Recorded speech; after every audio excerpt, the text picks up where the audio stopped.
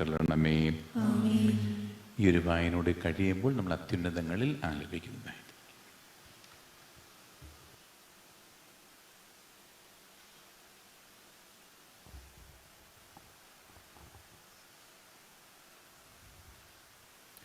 Ezekiel പ്രവാചകന്റെ പുസ്തകത്തിൽ നിന്ന്.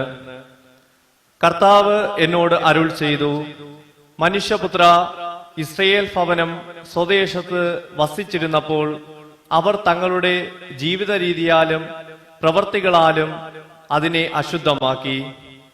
എന്റെ മുൻപിൽ അവരുടെ പെരുമാറ്റം സ്ത്രീയുടെ ആർത്തവ മാലിന്യം പോലെയായിരുന്നു.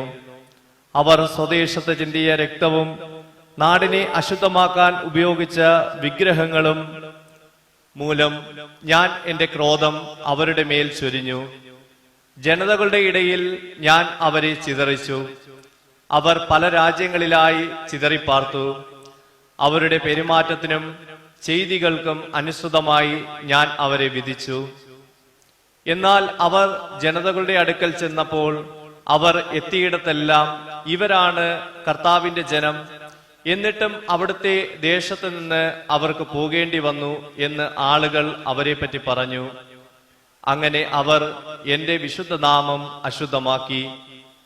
തങ്ങൾ എത്തിയ ജനതകളുടെ ഇടയിൽ ഇസ്രയേൽ ഭവനം അശുദ്ധമാക്കിയ എന്റെ വിശുദ്ധ നാമത്തെ പ്രതി ഞാൻ ആകുലനായി.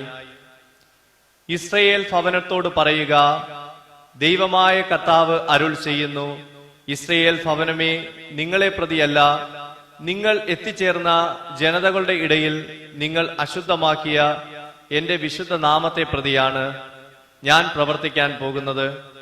ജനതകളുടെ ഇടയിൽ നിങ്ങൾ അശുദ്ധമാക്കിയ എന്റെ ശ്രേഷ്ഠ നാമത്തിന്റെ പരിശുദ്ധി ഞാൻ തെളിയിക്കും.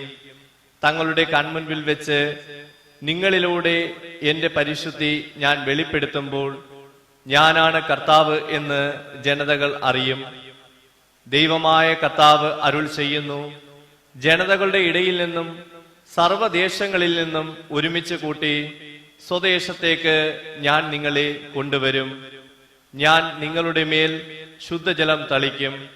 നിങ്ങളുടെ എല്ലാ മാലിന്യങ്ങളിൽ നിന്നും നിങ്ങൾ ശുദ്ധീകരിക്കപ്പെടും. സകല വിഗ്രഹങ്ങളിൽ നിന്നും നിങ്ങളെ ഞാൻ നിർമ്മലരാക്കും. ഒരു പുതിയ ഹൃദയം നിങ്ങൾക്ക് ഞാൻ നൽകും. ഒരു പുതു ചൈതന്യം നിങ്ങളിൽ ഞാൻ നിക്ഷേപിക്കും. നിങ്ങളുടെ ശരീരത്തിൽ നിന്ന് ശിലാഹൃദയം എടുത്തുമാറ്റി മാംസള ഹൃദയം നൽകും. എന്റെ ആത്മാവിനെ ഞാൻ നിങ്ങളിൽ നിവേശിപ്പിക്കും.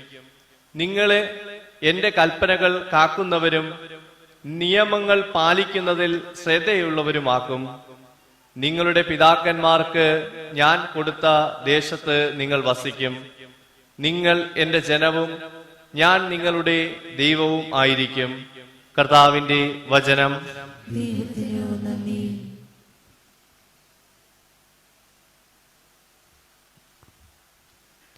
മാൻപേട നീർച്ചാലുകൾ എന്നതുപോലെ ദൈവമേ, എന്റെ ഹൃദയം അങ്ങയെ തേടുന്നു.